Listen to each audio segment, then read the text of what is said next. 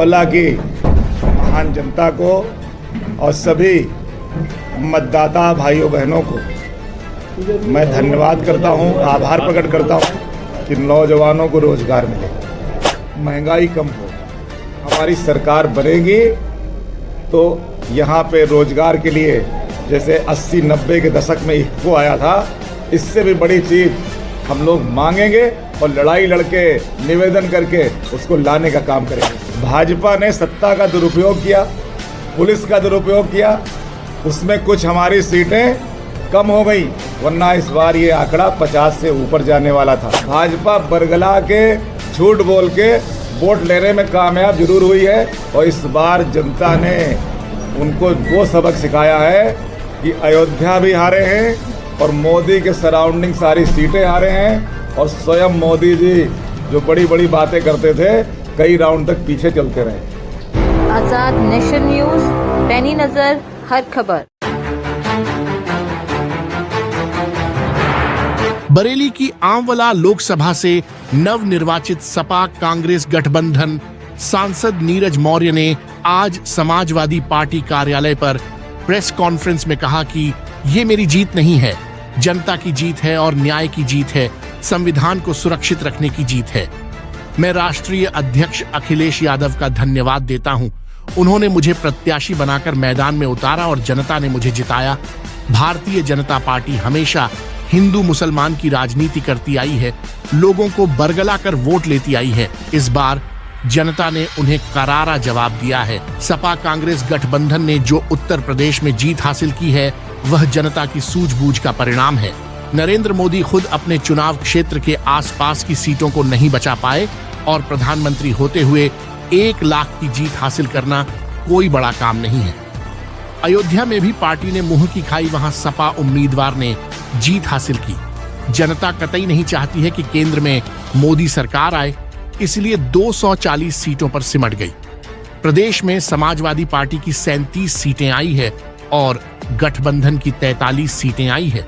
सत्ता का दुरुपयोग किया गया, कार्यकर्ताओं को धमकाया गया, ताकत का गलत इस्तेमाल किया गया, लेकिन हम निर्वाचित होकर आए हैं और आंवला क्षेत्र का विकास करेंगे। जैसे 1980-90 के दशक में इफ्को फैक्ट्री आई थी, ऐसे ही उद्योग लगवाने के प्रयास करेंगे।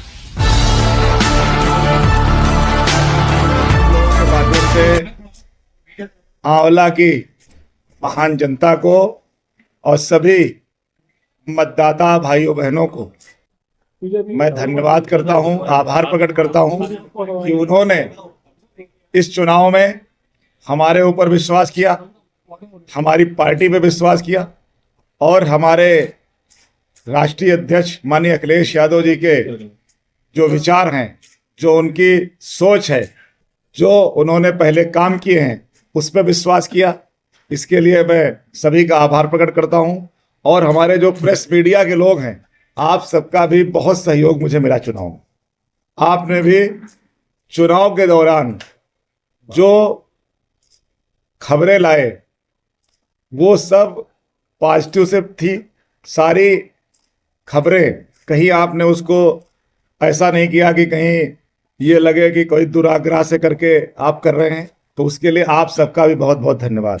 दूसरा, आंवला की जनता से जो मैंने चुनाव में बात की है, उन मुद्दों पे भी हम लोग योजना बना के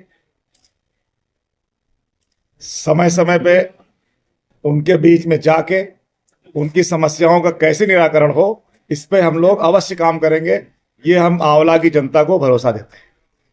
सबसे पहले क्या प्राथमिकता रहेगी कि तब जनता की जो आपने बातें की, उनको बातों सबसे पहला क्या रहेगा जो करने के? सबसे पहला है कि नौजवानों को रोजगार मिले। नौजवान बहुत दुखी है, महंगाई कम हो और जो हमारे देश का अन्नदाता है किसान भाई, वो अपने घर में रात बिताए और साथ ही साथ जो हमारी गाय माता है या छुट्टा जानवर हैं, वो भी जिस तरह तड़प तड़प के मर रहे हैं, उनको भी कहीं ऐसा आश्रय मिले जिससे कि उनकी भी जान बची रहे और किसान की फसल भी बची रहे। ये बहुत महत्वपूर्ण मुद्दे हैं। इन पे कैसे काम होना है, कैसे रोजगार के साधन जुटने हैं, इसके लिए थोड़ा समय हम अभी आप लोगों के माध्यम से चाह रहे हैं कि समय हमें मिले। और अभी तो हम निर्वाचित होके आए हैं, अभी तो हमारा काम शुरू भी नहीं हुआ है। तो मुझे लग रहा है कि भारत की जनता भाजपा को हटाना चाह रही थी, इसीलिए भाजपा को 240 में समेट दिया। यानी कि भाजपा की जनता मोदी की सरकार कतई नहीं चाहती है देश के अंदर।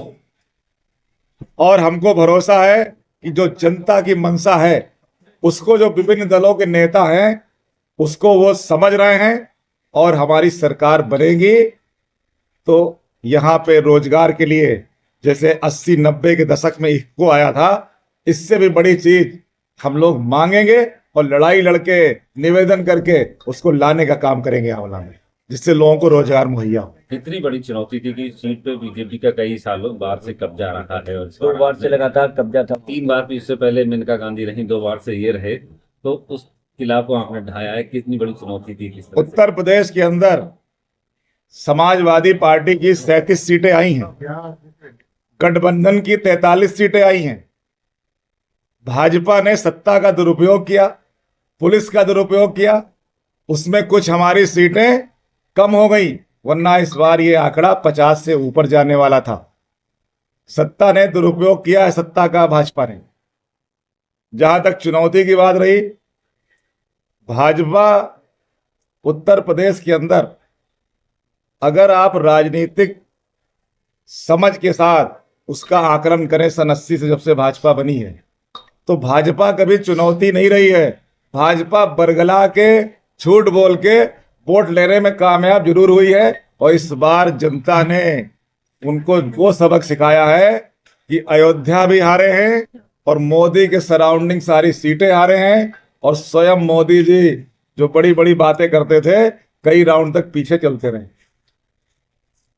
तो समाजवादी पार्टी के लोग, हमारे नेता माननीय राष्ट्रीय अध्यक्ष अखिलेश यादव जी, वो चुनौती से घबराने वाले नहीं हैं। उन्होंने संविधान बचाने की लड़ाई लड़ी, नौजवानों को रोजगार देने की बात कही, और जब वो सत्ता में थे तो जो विकास उन्होंने करके दिखाया, भाजपा उसका 5% भी नहीं कर पाई। इसलिए जनता भी सब समझ गई है। और मैंने चुनाव में कहा था कि हम लोग बचपन से सुनते आ रहे हैं, काठ की हांडी एक बार चढ़ती है, गलती से इनकी 2 बार चढ़ गई, अब चढ़ने वाली नहीं है उत्तर प्रदेश के अंदर, ये आप जानते।